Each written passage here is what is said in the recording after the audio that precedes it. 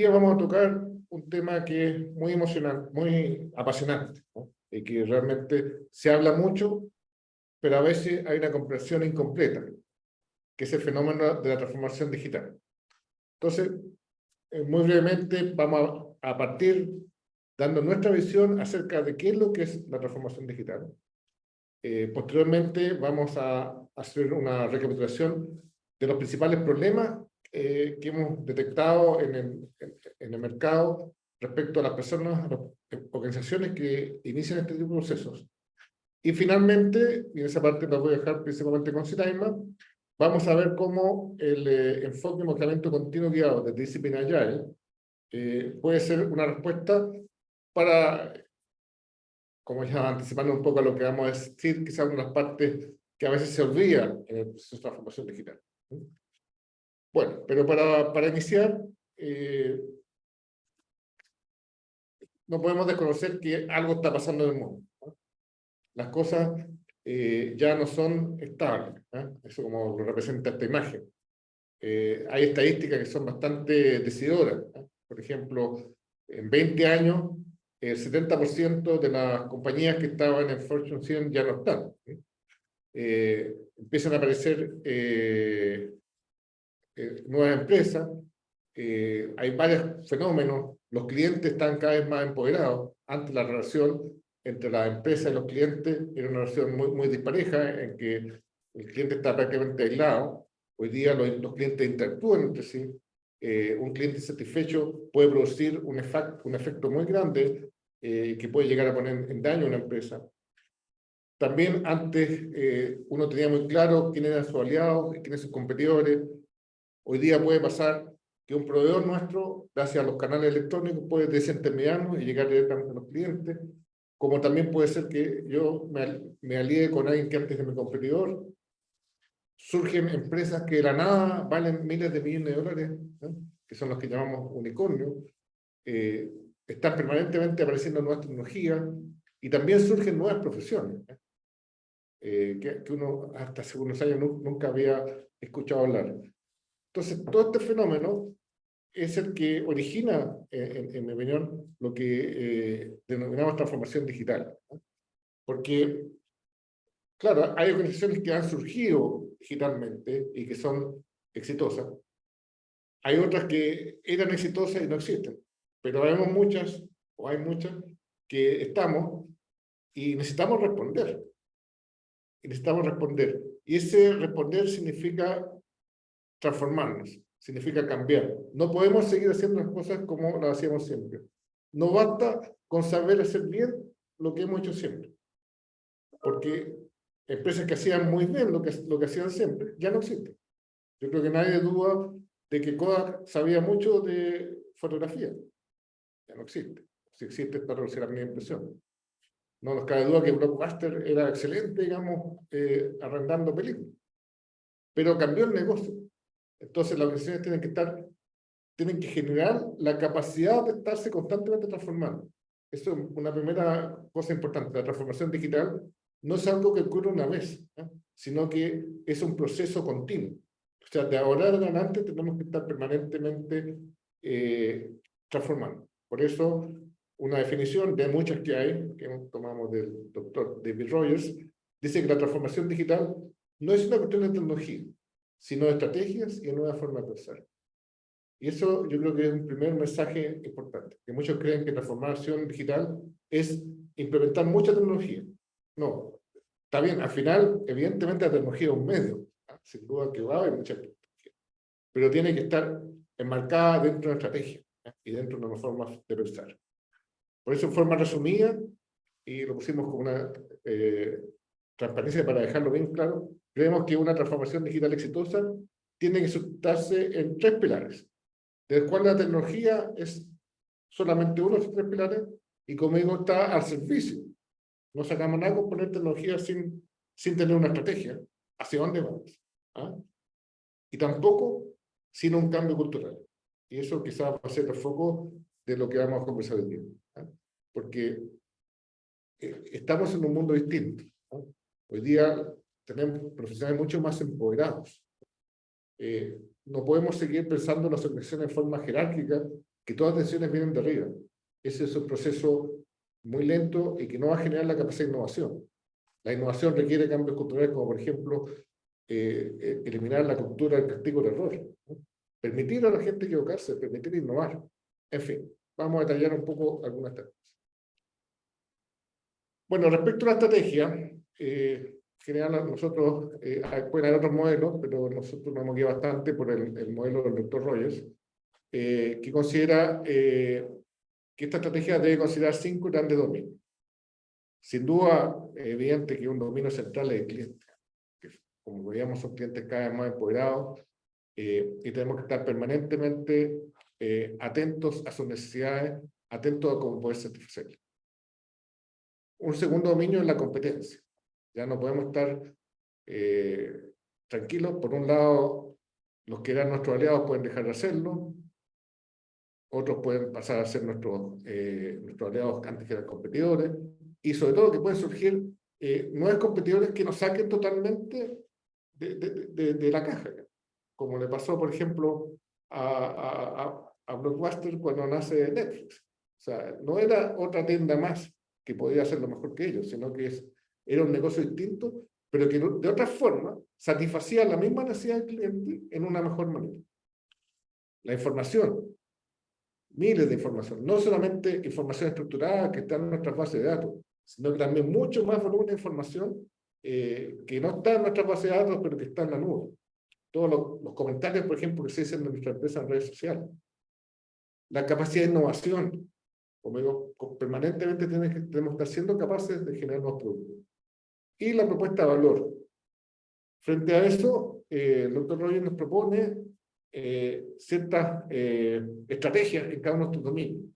Entonces nos dice, en el dominio cliente, aproveche las redes del cliente. O sea, tenga presente de que los clientes están mucho más empoderados, que están comunicados, que interactúan entre sí. Por lo tanto, también tiene que interactuar, también tiene que participar en las redes sociales, tiene que saber qué están diciendo ustedes. Y eso incluso va generando, ampliando el tradicional embudo de marketing. El embudo de marketing antes terminaba en la venta, ahora no termina en la venta. Ahora termina en un cliente que nos puede estar apoyando o no apoyando, ¿eh? Y finalmente se van produciendo incluso aquellos que son nuestros influencers, nuestros propulsores, digamos. Entonces tenemos que lograr generar ese tipo de relación. Con respecto a la competencia, considerar un poco todo lo que ha sido el surgimiento de las plataformas. Ya no tengo que ser yo los dueños de los activos para ofrecer a la solución. Tenemos modelos como el de Uber, como el Airbnb, que sin tener activos, ellos logran generar un negocio mucho más grande que el tradicional. El tema de los datos, convertir los datos en activos, ¿no? Nuevamente, no solamente los datos que están controlados, estructurados en nuestra base de datos, sino que también toda la información que está disponible en la red. La capacidad de generar innovación con una rápida experimentación, como una forma habitual de hacer las cosas. En esta también han cambiado la realidad, porque antiguamente no se podía experimentar mucho porque era muy caro. Cuando uno generaba un nuevo producto y obtener esa respuesta del mercado requería muchos costos, entonces había que hacer mucho estudio previo para no equivocarse. Casos de negocio, análisis de factibilidad. Ahora, si hacemos eso, corremos el riesgo que cuando terminamos de hacer los estudios ya la competencia sacó el producto, ¿no? Entonces tenemos que, y por otro lado, la experimentación es más barata, porque precisamente contamos con forma de llegar al mercado a través de las redes sociales, ¿sí? Entonces se nos invita a empezar a experimentar mucho más temprano, y de manera mucho más temprana poder determinar dónde están aquellas líneas de productos que pueden tener más posibilidades de éxito o no. Y por último, la propuesta de valor siempre ha sido central, pero antes la propuesta de valor se veía como algo más bien estático, ¿no? Cada vez más la propuesta de valor es algo que tiene que ir evolucionando. Por lo tanto, tenemos que estar permanentemente atentos a las necesidades del mercado, atentos a la competencia, de manera de ir adaptando nuestra propuesta de valor, de manera de hacerla única, de manera de generar, digamos, un elemento diferenciador que haga que nuestros clientes nos prefieran. Entonces, todos estos son los elementos que el doctor Roger nos propone, digamos, que consideremos dentro de una adecuada estrategia. Pero el segundo pilar, como digo, podemos tener una muy buena estrategia, ¿no? Pero como dice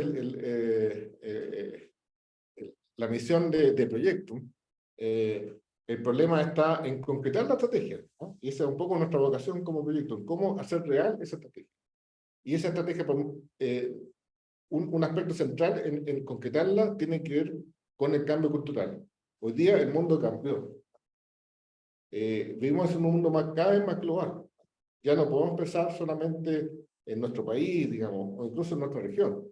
Tenemos que mirarlo de forma global.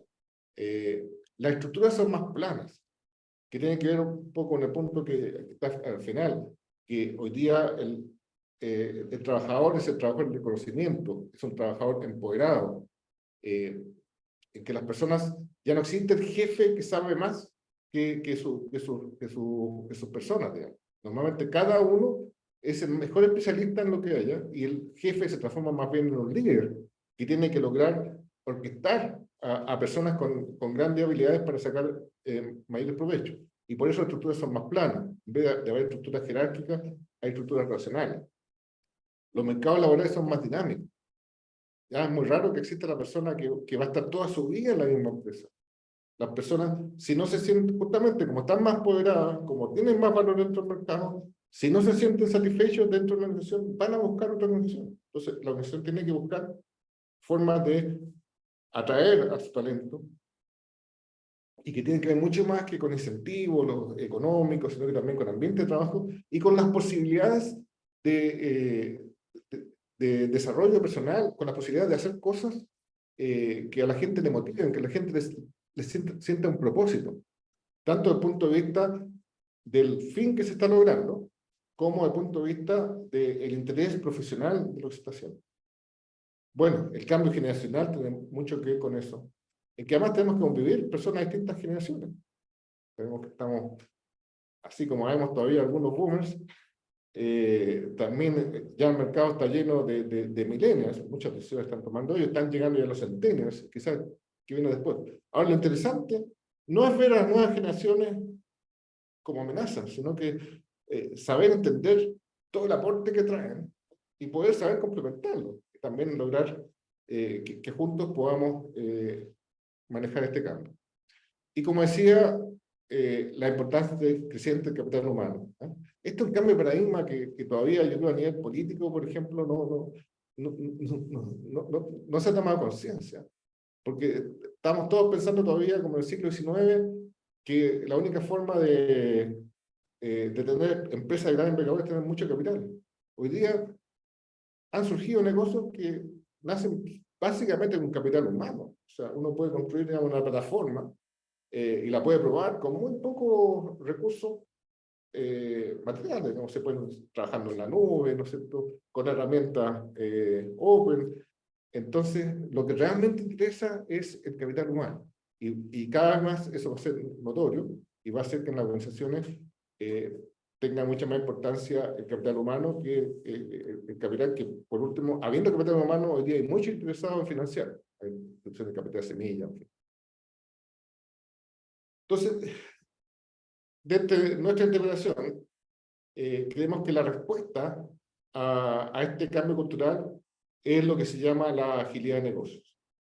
Entender la agilidad como la capacidad de adaptarse rápidamente a los cambios. O sea, una empresa ágil es una empresa que está permanentemente atenta a lo que está pasando, a la necesidad de los clientes, a las posibilidades que toca la tecnología, y es capaz de reinventarse, es capaz de adecuarse a esos cambios de forma rápida y eficiente. Y una característica de la agilidad es la generación continua de valor, que tiene que ver con lo que les decía antes. O sea, antiguamente, para generar un producto, se hacían grandes estudios previos y después el mismo desarrollo del producto tenía fases secuenciales bastante marcadas, hasta que uno tenía un producto bien completo y recién entonces lo podía poner en el mercado.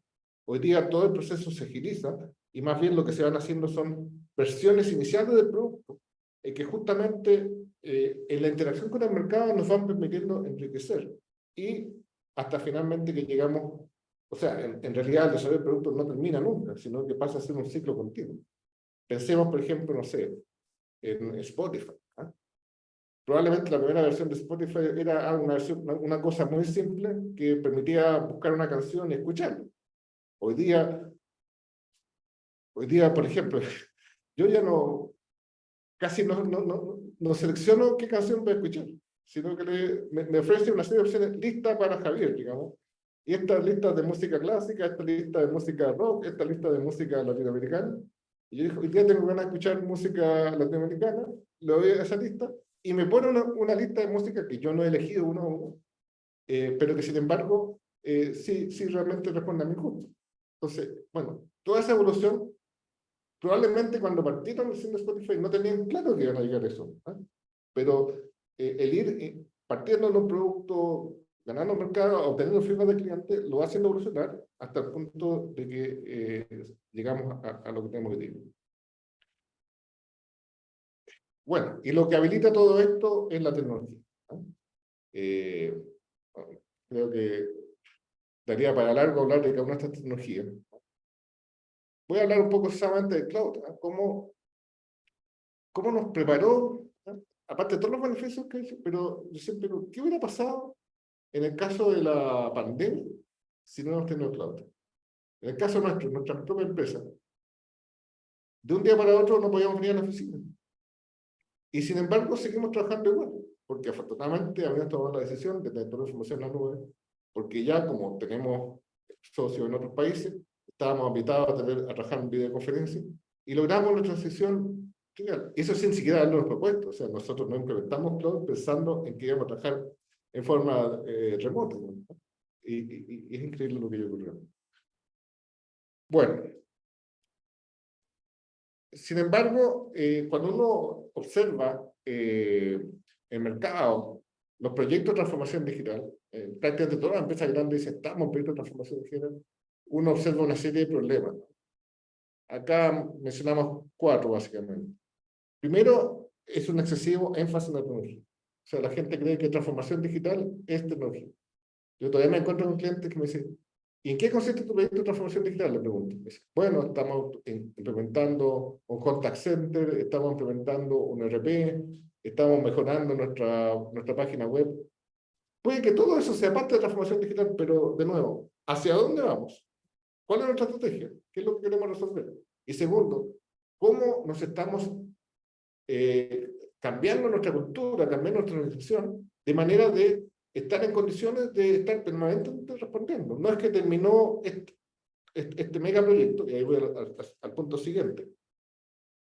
Nos sentamos, dijimos la transformación digital significa hacer esto, y por lo tanto vamos a trabajar 2, 3 años, y al final terminamos. No, eso no es transformación digital. Además de que tiene el problema de que es muy probable que en ese enfoque esté esperando hasta el final para tener resultados. Cuando, como acabamos de escribir, lo importante es ser capaz de ir girando valor de forma frecuente. Aunque sea una parte del objetivo que quieren lograr, pero estar siempre girando valor. Otro problema típico de la transformación digital es centrarse solamente en una parte de la cadena de valor. Por ejemplo, acelerar el desarrollo de aplicaciones. Aceleramos el desarrollo de aplicaciones, pero después no las podemos poner en producción. Además, porque tenemos que pasar por complicadas procesos de testing y puesta en producción. Bueno, frente a eso surge DevOps, pero aún así la parte de tecnología es solamente una parte. Es cierto que la gran mayoría de las nuevas iniciativas tienen una componente tecnológica importante, pero son más que eso. Parten de una estrategia. Entonces, no podemos quedarnos solamente en optimizar una parte de la cadena de valor, porque lo que nos interesa es el proceso completo de generación de valor. Y por último, es no tomar en cuenta el cambio cultural, como ya hemos mencionado. O sea, creemos que es solamente implementar tecnología, pero no adecuamos la práctica de nuestra organización, no adecuamos la forma de hacerla para poder empoderar más a las personas y generar las condiciones para que el profesional del conocimiento pueda responder al máximo a estas nuevas condiciones y la organización en sí pueda estar permanentemente respondiendo al cambio. Entonces, frente a estos desafíos, queremos plantearles cómo un enfoque como el de Discipline Agile que propone el PMI puede ayudarnos a resolver sobre todo este tema del cambio cultural y la agilidad de negocios. Entonces, para esto voy a dejar con ustedes que siga a Seraina. Gracias. Bien, entonces, como mencionaba Javier, el PMI a través de Disciplina Agile propone un conjunto de herramientas, un toolkit que nos ayuda en la adopción de la agilidad empresarial y además también tiene algo muy importante que es la combinación, a interpretar y a combinar bien las estrategias de los modelos más populares conocidos en el tema de agilidad. Entonces, vamos a mirar que a través del enfoque continuo guiado, cuál es la propuesta que tiene Disciplina Agile. ¿Sí? Entonces, partiendo de un ciclo bastante conocido como es el ciclo de Kaizen, donde para ponernos en contexto, bueno, se identifica el problema, hay varias soluciones potenciales y estas soluciones se prueban, luego se evalúa la efectividad de ellos, identificando lo que funciona y adoptándolo y abandonando lo que no funciona y luego, digamos, compartiendo todos los aprendizajes. Cuando esto se hace muchas veces, es decir, se ejecuta este ciclo muchas veces, es lo que hablamos del mejoramiento continuo. Entonces, este mejoramiento continuo, efectivamente, digamos que tiene muchas cosas interesantes y lo que nos permite, digamos, hacer muchas veces los experimentos, pero algunos de ellos pueden fracasar. Y sin embargo, bueno, aprendes, pero bueno, es mejor, digamos, ganar que fracasar, ¿no? Entonces, y también propone o se logra que un fracaso rápido está muy bien, pero siempre queremos ganar. Entonces, ¿qué podemos hacer frente a esto? Si ya estamos aprendiendo de cada uno de los procesos. Nosotros estamos diciendo que, bueno, que si mejoramos frente a esto, ganamos más seguido y además también lo hacemos más rápido. ¿Qué existe? ¿Cuáles son las dos vías que existirían para hacer esto? Una primera vía sería teniendo el acompañamiento de un Agile Coach, donde, bueno, con su experiencia pudiese también ayudar al equipo a seguir adelante y, bueno, adaptar todos los temas del contexto y poder mejorar este panorama. Sin embargo, sabemos que el Agile Coach no es fácil de encontrar y además también tienen unos costos altos. Entonces, ¿qué es lo que proponemos nosotros?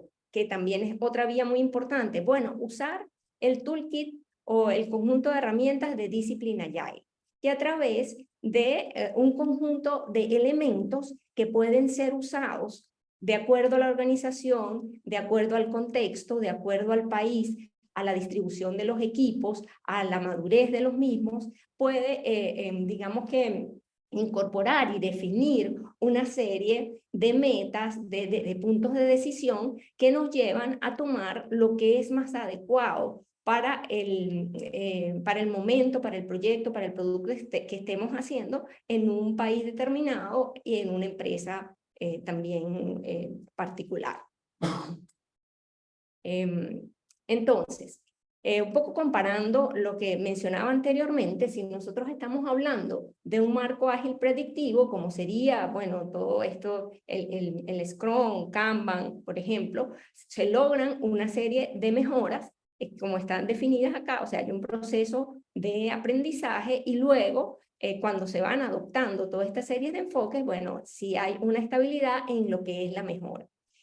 Cuando planteamos el mejoramiento continuo, entonces esta curva mejora mucho más y hay una tendencia positiva hacia la mejora. Sin embargo, si se dan cuenta, cuando estamos hablando del mejoramiento continuo guiado, la mejora es más rápida y permanece constante en esta revisión porque estamos en continua innovación y revisión y ajustes. Y además tenemos este conjunto de herramientas que nos van a ayudar y a guiar para hacer de esto posible. Pero, ¿de qué hablamos cuando hablamos del toolkit de Discipline Agile? Estamos hablando de una serie de capas que están estructuradas primero por una base o una fundación que considera unos principios, unas promesas y también unas directrices y también se toma en cuenta todo lo que son los elementos asociados a la agilidad y al trabajo, digamos, más tradicional o de cascada. Se consideran los roles y también los equipos, y algo muy importante que a mí me gusta bastante de este modelo, y es que se trabaja en la forma de trabajo del equipo, o sea, el way of working. Eso suena bonito y y es posible además, porque cada equipo es diferente, cada proyecto es diferente, cada producto y cada unidad. Entonces, qué bueno encontrar esta forma de trabajo y irla evolucionando cuando se van probando las distintas soluciones. Entonces, tomando esto como base, tenemos la parte de lo que considera todo el desarrollo, digamos, del software a través de esta capa que se llama Discipline DevOps, donde está el desarrollo y lo que es también la entrega y la operación propiamente dicha. O sea, de punta a punta se considera esto. Pero esto no sería posible sin que estuviese unido a toda la parte de la estrategia. Y esa parte de la estrategia, considerada a través de la cadena de valor, también incorpora el manejo del portafolio, la gerencia del portafolio, lo que es el product management y el program management. También incorporando los elementos de las otras áreas asociadas al governance, a la mejora continua, a las ventas, al marketing, etcétera. Y entonces luego esto también se une como a este baile, se une todo el tema de la empresa, porque esto, como dijo Javier antes, no es en una sola área, no solamente en tecnología. Estamos hablando de que esto tiene que estar en toda la empresa. Entonces estamos hablando de la cultura de la empresa, de la arquitectura, de TI, de la parte de transformación, de legal, de finanzas. Entonces, todo este marco considera, o esta forma de trabajo, este conjunto de herramientas, consideran cada una de esas capas, y ya vamos a ver un poco, de una manera un poco más práctica, cómo es que se ve esa forma, ¿no? Entonces, para este ejemplo voy a mostrar algo que es más o menos conocido por nosotros, que es todo el tema del Discipline Agile Delivery, por ejemplo, ¿no? Entonces, aquí voy a hacer un doble clic, donde vamos a hablar de cómo se ve eso en la práctica. Y lo que les estoy mostrando acá es lo que se llama el Discipline Agile Browser, que esto está disponible en la web, y que es un conjunto de, digamos, de metas, puntos de decisión y opciones a través del cual te vas guiando para saber qué es lo más recomendable en el caso que estarías planteando. Entonces, por ejemplo, aquí si nosotros queremos hacer como el desarrollo de la visión común, aquí la meta sería esta que dice el desarrollo de la visión común. Luego la siguiente serían los puntos de decisión, entonces hay varias, ¿no? Entonces aquí digamos que yo voy a escoger una, que sería, voy a hacer la captura de la visión, y luego para eso tengo varias opciones. Entonces, ¿cuál es la opción? Puedo elegir la que sea más sencilla para mí de implementar, o la más recomendada, o la que, digamos, de pronto dentro de la organización sea un poco conocida, ¿no? Entonces, en este caso, para el ejemplo, voy a elegir la Vision Statement, y de esto, simulando cómo se vería dentro de la web, existe, o sea, te muestra el browser, a través de la caja de herramientas, te muestra cuáles serían los elementos a considerar. Entonces, por ejemplo, aquí se está definiendo pues todo lo que sería la declaración de la visión, y entonces aquí estaría viendo qué es lo propuesto allí en ese caso, ¿no? Que sería una documentación de una forma bastante concisa, y que esté disponible a todas las personas, ¿no? Entonces ahí hay varias maneras de habilitar eso dentro de la organización, y también saber si esta documentación, en este caso, dependiendo del proyecto y del contexto, es lo más adecuado. Por ejemplo, si estamos hablando de un proyecto que es regulatorio, tal vez se requieran unas ciertas pautas y se tiene una cierta cantidad de documentos que cubrir y de puntos a completar. Entonces, pero lo que quería mencionar en este punto es que para cada uno de los elementos vamos a tener una guía, que esta guía está disponible para revisar e incluso hay mayor detalle de esto cuando estamos viendo en el browser o también en la documentación asociada a toda digamos que esta forma de trabajo. Entonces también tenemos otros ejemplos pues, que nos pueden de una u otra forma guiar. Bien, entonces, llegando a este punto, también estoy muchísimas cosas más que hablar asociadas al tema de disciplina Agile. Y bueno, aquí quisimos como resumir un poco todo digamos, las potenciales que tiene esto. Esto es una suerte de abre boca para invitarlos también a que podamos explorar un poco más todo esto, ¿no? Entonces, bueno, ya como estamos un poco finalizando esta parte, entonces yo voy a invitar a Javier a que nos hable acerca de las conclusiones.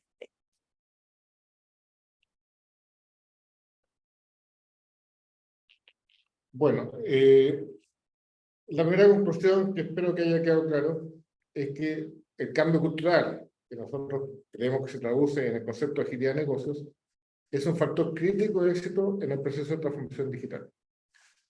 La agilidad, recordemos, viene del mundo del software, ya se viene hablando formalmente esto desde el principio del siglo, ¿no es cierto? Cuando fue el manifiesto ágil, y surgió, digamos, como respuesta a la forma tradicional de trabajar, en la cual se trabajaba normalmente en grandes organizaciones, de forma muy documentada, y se vio que era mucho más efectivo el poder trabajar en equipos pequeños, en equipos empoderados y multidisciplinarios, en que estuviera dentro del mismo equipo, incluso trabajando en pues, en el mismo lugar físico, para lograr ese resultado. Entonces se buscaba tener equipos muy colaborativos, donde estuvieran todos los recursos necesarios para poder salir adelante. Este concepto se ha ido extrapolando al conjunto de la organización. Entonces ahora es toda la organización la que puede trabajar en base a estos equipos multidisciplinarios, que son equipos pequeños, que ya no harán entonces solamente la gente técnica, sino que también pueden tener los perfiles de negocio o todo lo necesario para sacar adelante este nuevo producto. Y estos equipos, trabajo, en algunas partes lo llaman células, interactúan entre sí en forma relacional y van generando redes de redes, digamos, para lograr. Y todo esto requiere, como se dice ahí, un cambio cultural, en el sentido de el estilo de liderazgo, en el sentido de la forma de relacionarse, la colaboración, ya no vernos como áreas diferentes, como todos buscamos el mismo objetivo.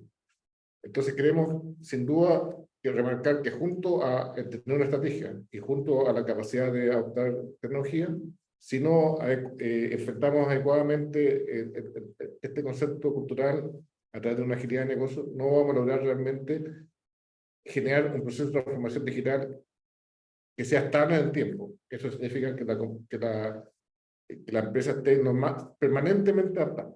No es un proyecto que se hace una vez y se termina. El segundo concepto tiene que ver con que el proceso de transformación digital debe ser flexible y generar valor de forma frecuente. O sea, nuevamente, el proceso de transformación digital hay que formarlo en forma ágil. No puede ser un proceso tradicional, por decirlo así, de cascada. En que yo al principio dije, este va a ser mi objetivo y voy a trabajar de esta manera. No, parto teniendo una visión. Siempre en todo proceso es muy importante partir por la visión, porque algunos llamamos el proceso de Inception, en que hacemos participar a todos los involucrados de distintas áreas a generar una visión común que normalmente se plasma en un Tomás que ha mostrado mejores resultados, más que un documento, se habla hoy día de un business canvas, un transformation canvas, que están ahí porque estamos haciendo las cosas, cuáles son los principales objetivos a alcanzar, los riesgos, las etapas, qué sé yo.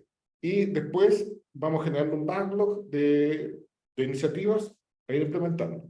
Pero ese backlog se va retroalimentando. En muchas partes se está trabajando actualmente en ciclos trimestrales, que después cada equipo los baja a ciclos más cortos, típicamente unas 2 semanas.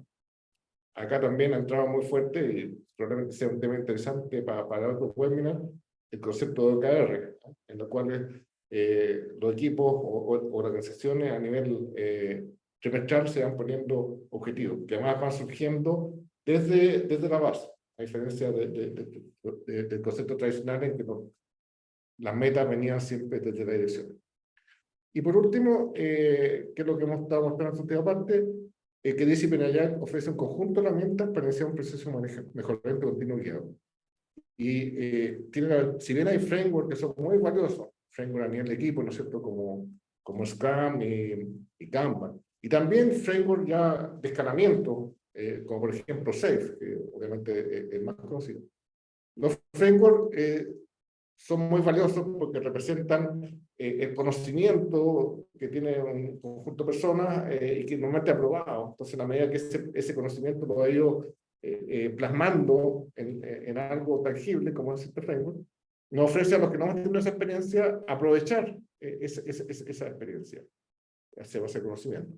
Sin embargo, no siempre no siempre el contexto es el mismo.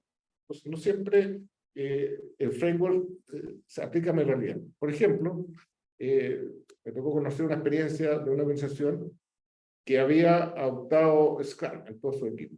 Llevaban un par de años trabajando con Scrum y estaban un poco decepcionados porque no habían logrado los resultados esperados.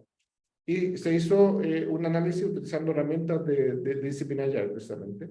Discipline Agile, cuando empieza a analizar la realidad, lo primero que hace es hacer un análisis de contexto. Entonces empieza a ver, por ejemplo, cuánto es el número de personas que están trabajando en un equipo, cuál es su distribución geográfica, cuáles son sus necesidades normativas, sus necesidades de compliance, cuál es la complejidad tecnológica, la complejidad del negocio. Entonces se hizo este diagrama y se comparó con los supuestos de Scrum. En general, Scrum supone que los equipos de trabajo son pequeños, que están en la misma ubicación física, que están trabajando con un producto nuevo. Y se vio que la realidad, el contexto era muy diferente a los supuestos de Scrum. Entonces, ¿qué se hizo? No se trata de votar nada, ¿no? Eso es un poco una de las características del proceso de manera continuo guiado. No partimos de cero, no tratamos de votar lo que tenemos para cambiarlo por otra cosa, sino que partimos de donde estamos. Nos planteamos cuáles son nuestros principales problemas y en base a eso vamos generando un proceso de mejoramiento. Entonces, esta organización hizo eso, tomó la caja de herramientas de Disciplina Agile y empezó este proceso de mejoramiento continuo y ya a los 6 meses ya se había hecho una noción de que estaban empezando a mejorar su objetivo y eso ha seguido siendo así significativamente. Así que no se trata de disciplina y no compite contra frameworks más conocidos, sino que los complementa y permite sacarle ese próximo provecho. Bueno, eso es lo que queríamos compartir con ustedes. Ahora creemos que quizás la parte más interesante va a ser poder interactuar con ustedes, ver las preguntas que ustedes pueden tener y poder resolver cosas más específicas. Así que, Omar, cuando quieras, pasamos. Claro que sí, Javier. Muchas gracias, Siraima, Javier, por esta presentación. Vamos a ver algunas preguntas que nos han dejado por aquí. Fernando Espinosa nos plantea el siguiente escenario. Visto como empresa, la transformación digital es una bendición. Automatización, homogeneidad, robot process automation, trabajando 24 horas más eficiente que los humanos que reemplaza y sin problemas laborales. No sindicatos, bajísimos costos, competitividad. Sin embargo, los RPA van a desplazar personal y va a haber productos baratos, pero no población con trabajo y recursos para consumirlos. Pregunta, en su opinión, ¿qué implicaciones sociales va a traer la transformación digital? Mira, yo ya tengo bastantes años en el mundo del trabajo, ¿eh? Y desde que empecé a trabajar, yo siempre trabajo en la tecnología, siempre se ha escuchado esto, el tema de que la automatización va a ir disminuyendo la fuente de trabajo. De hecho, esto es algo que ya ha pasado. Hay muchas tareas que antiguamente se hacían las hacían seres humanos y que hoy día hacen las máquinas, ¿no? Ello ha permitido, bueno, escalar, tener volúmenes mucho más altos, y yo creo que ha ido produciendo una transformación del trabajo, ¿no? Hace que muchos trabajos que antes eran repetitivos, que por algo se pueden automatizar, hoy día son automatizados y empiezan a surgir otros trabajos, otras tareas, otras nuevas profesiones, incluso como decíamos, que hacen que el profesional, el trabajador, sea un trabajador mucho más de conocimiento que un trabajador físico o de tareas repetitivas. Evidentemente, de todas maneras, esto representa un impacto. Y yo creo que es un desafío a nuestros países, en el sentido de analizar un poco cuál es el estado de la educación. Por lo menos yo hablo por mi país, no sé cómo será en los demás países de Latinoamérica, pero creo que todavía estamos muy atrás en eso. Creo que todavía la educación es una educación muy tradicional, todavía basado mucho en memorizar conocimiento, más que en desarrollar habilidades justamente de desarrollar talento, de innovar y de colaborar también. Uno ingresa a la universidad, en la universidad uno mide por sus características individuales y por sacarse la mejor nota, y en el mundo del trabajo no saco nada con sacarme la mejor nota, sino que tengo que lograr que sea un equipo el que logre estas cosas. Creo que tenemos desafíos, pero yo no soy pesimista. Yo creo que a la larga, estas son opiniones personales, por supuesto, nadie tiene una bola de cristal, digamos, pero yo creo que a la larga se van generando condiciones que hacen de que el trabajo humano sea un trabajo más creativo, un trabajo de aporte de valor, un trabajo que nos permita desarrollar mayor intelecto, y mejor aún, como incluso dije en el momento de la presentación, el desbalance entre el capital y el trabajo, yo creo que se va disminuyendo. Si hace 50 años atrás nadie sin capital, por muy inteligente que fuera, podía pensar en desarrollar un negocio, hoy día yo creo que sí. Yo creo que una persona, aún sin tener un gran capital que lo respalde, si tiene talento, puede llegar y ese talento genera un capital. De todas maneras, Fernando, no desconozco que hay problemas que no están siempre la cosa, pero yo creo que hay, como en todas las cosas, hay un trade-off, hay fenómenos positivos y negativos. Sin duda que hay un periodo de transición en que personas que van a ir quedando sin trabajo, y esas mismas personas no se van a transformar tan fácilmente. Y son problemas que como sociedad tenemos que hacernos cargo, sin duda. De acuerdo, vamos con la siguiente pregunta. Aida Cervantes nos comenta: ¿podrían por favor explicar un ejemplo de aplicación de esta metodología en donde brevemente mencionen la situación actual y los resultados conseguidos, considerando la privacidad de su cliente, por supuesto? Bueno, que justamente creo que la parte de, no sé si la pregunta la hiciste antes, mencioné el caso de este cliente que había implementado Scrum y que no había obtenido los resultados esperados. En general, un poco el enfoque de Disciplina Agile apunta a eso, o sea, a que una organización, quizá un enfoque tradicional de transformación parte por hacerlo muy de una vez. O sea, tú quieres implementar agilidad, entonces dices, bueno, voy a implementar Scrum, voy a implementar Safe. Y entonces tú dices, bueno, ¿cómo lo empiezas a hacer todo de nuevo? En cambio, Disciplina Agile lo que te plantea es partir de donde estás hoy día e ir evolucionando gradualmente. Entonces, por eso quizás se habla menos, e incluso muchos a lo mejor que lo pueden haber aplicado, nosotros hemos aplicado en varias consultorías, pero en conjunto con otras cosas. O sea, tampoco te puedo decir, esto solamente dice, está Scrum, está Safe, están las otras cosas. Pero sí, si bien yo no te puedo dar ahora un nombre, pero tú mismo decías de la confidencialidad del cliente, pero sí hay varios casos documentados que están en la página web que te podemos después compartir. Perfecto. Bueno, los invitamos a que sigan compartiendo preguntas. Tengo una más por el momento. Hoy en día, un director de proyecto certificado PMP debe de pensar más allá de sus actuales habilidades y hacerse de herramientas como Scrum, Discipline Agile, Safe y algunas más. Este aprendizaje no para. Es así, tal cual.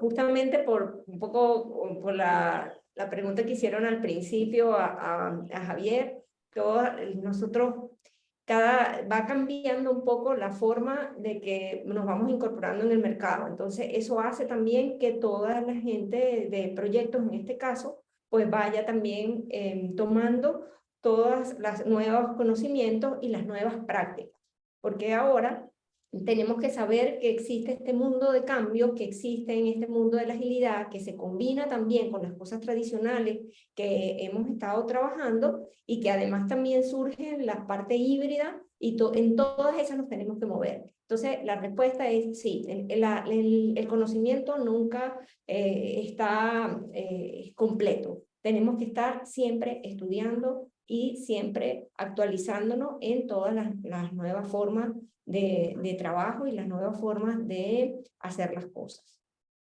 Ok. Una más dice, en este tipo de enfoque siempre se habla acerca de cambiar la mentalidad, pero ¿cómo lograr cambiar la mentalidad en personas que llevan haciendo su trabajo por 20 o incluso más años de la misma manera y es difícil hacerles cambiar su forma de ver las cosas? Bueno, no es una tarea sencilla, es un desafío muy importante. Sin embargo, yo creo que uno de las primeras elementos a abordar es hacer visible que las cosas son diferentes, de la manera de trabajar es distinto y también cuando se empiezan a cambiar los procesos, el alrededor de la persona que no quiere cambiar, se ve que está, como se está quedando fuera digamos, del lote de todas las cosas que se están haciendo, esa persona, bueno, o cambia o el proceso, digamos que de alguna forma sale y no se va a poder adaptar. Pero estamos en un mundo, nosotros mismos lo vivimos recientemente en todo este tema de la pandemia. Tal vez había mucha gente que estaba negada a todo el tema de la tecnología o a estar en constante comunicación a través de videos como esta. Y sin embargo, esto ahora es parte del día a día. Yo conozco gente que incluso no usaba celulares, pero ¿cómo te quedas? Y a lo mejor habrá algunos también, pero si están negadas absolutamente, nadie les cambiará. Pero el trabajo tiene que hacerse. Hay una gestión de cambio constante que es importante tomarla en cuenta y considerarla dentro de todo el proceso que vayamos a hacer de transformación digital. Complementando un poco lo que dice Siraima, también es importante involucrarlo a todos desde el principio. Eso cuando estamos dentro de una organización. O sea, el caso que mencionaba Siraima de lo que pasó con la pandemia, bueno, eso fue una necesidad. Pero cuando estoy en una organización y creo que tenemos que cambiar las cosas, primero hay que invocarlo a todos. Cuando los cambios vienen de arriba, sin la participación de todos los que están involucrados en el cambio, naturalmente se produce una reacción al cambio. O sea, todos nosotros, cualquiera de nosotros que nos cambien algo,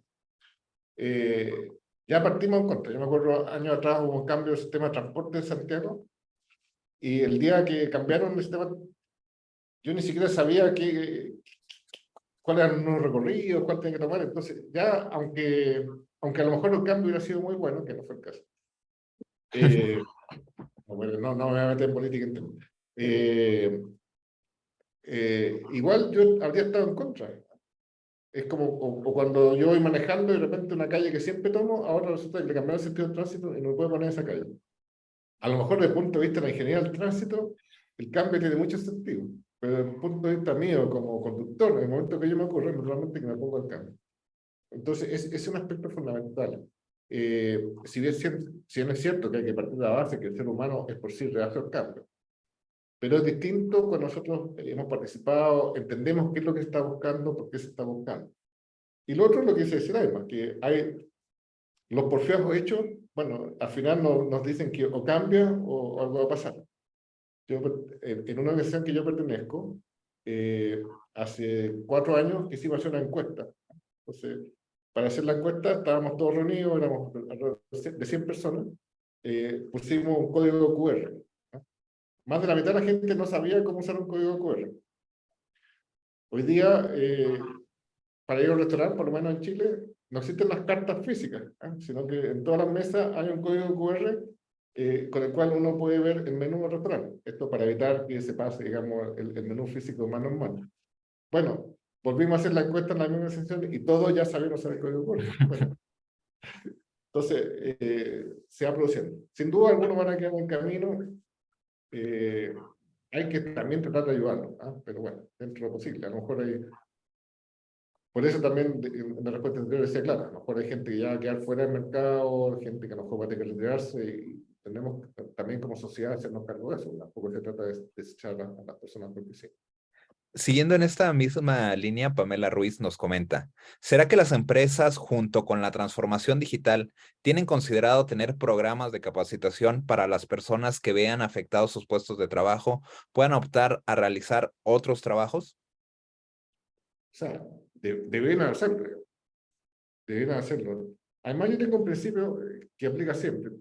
Cuando una persona ya no está rindiendo, no está cumpliendo las expectativas, el método más fácil es cambiarla. Pero en mi experiencia, cada vez que he logrado recuperar a esa persona, por la vía de capacitarla, por la vía de hacerle coach, simplemente darle feedback, que es lo que está faltando. Pero en este caso estamos hablando de darle la oportunidad de capacitarse, decirte, mira, tu cargo ya no va a existir, pero nosotros creemos que tú podrías tener perspectiva en esta otra función, y por lo tanto te ofrecemos hacer este curso. Cuando la gente responde a eso, uno obtiene de vuelta mucho mejor resultado que si la hubiera reemplazado. Aparte de una persona que es leal, como digo, yo estoy consciente que no siempre es posible, pero creo que hay que hacer el máximo esfuerzo por eso, por lograr darle otra oportunidad a nuestra gente. Ok, vamos con la última pregunta ya para ir cerrando esta sesión. Dice, ¿qué principio, guía o promesa de Discipline Agile Scrum Master debe prevalecer al iniciar un proceso de mejora continua y transformación digital basados en Discipline Agile y en el mundo de generación de valor continuo? ¿Por dónde empezar? A ver, como hay Mucho contexto. mucho contexto, pero por dónde empezar, creo que lo estábamos diciendo, o sea, primero partir pensando a dónde queremos llegar, ¿ah? O sea, hacer una suerte de inception, ¿ah? Que de hecho también dentro del método de CPS, o sea, ¿por qué vamos a hacer lo que queremos hacer? ¿Ah? O sea, si estamos en un proceso de transformación digital, en un proceso de adopción de agilidad, ¿por qué queremos hacerlo? ¿Ah? Yo sé que muchas respuestas ya las tenemos de antemano, ¿no es cierto? Porque necesitamos tener la capacidad de adaptarnos, necesitamos poder responder mucho más rápido, generar valor de forma más continua, pero es muy distinto que nos venga a decir un consultor a que seamos nosotros mismos, como organización, los que lleguemos a esas conclusiones y lleguemos a la convicción de que si no lo hacemos de esa manera, no vamos a tener éxito, estamos con un riesgo, en riesgo de desaparición. Una vez identificado eso, tenerlo muy claro, porque identificar cuáles son las cosas que tenemos que hacer, cuáles son los problemas principales que tenemos.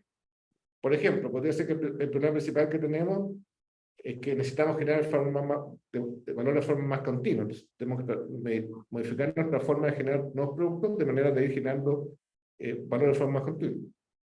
Otro problema que es muy frecuente es que necesitamos mejorar nuestra forma de priorizar. Estamos tratando de hacer demasiadas cosas al mismo tiempo. ¿Ya? Y al final, por tratar de hacer todo, no conseguimos nada. ¿Cuántas organizaciones no se ponen como meta sacar cientos de proyectos al año y no logran ninguno? ¿No sería mejor sacar 15, 20 y concretarlo? Entonces, una vez que llegamos a esa conclusión, entonces ahí nos ponemos a trabajar en eso. Y ahí es donde empezamos a utilizar el toolbox de Discipline Agile para poderlo implementar. Si me preguntas por un principio, de Discipline Agile, bueno, son dos importantes, pero si me voy a elegir uno, digamos, de dictar a los clientes.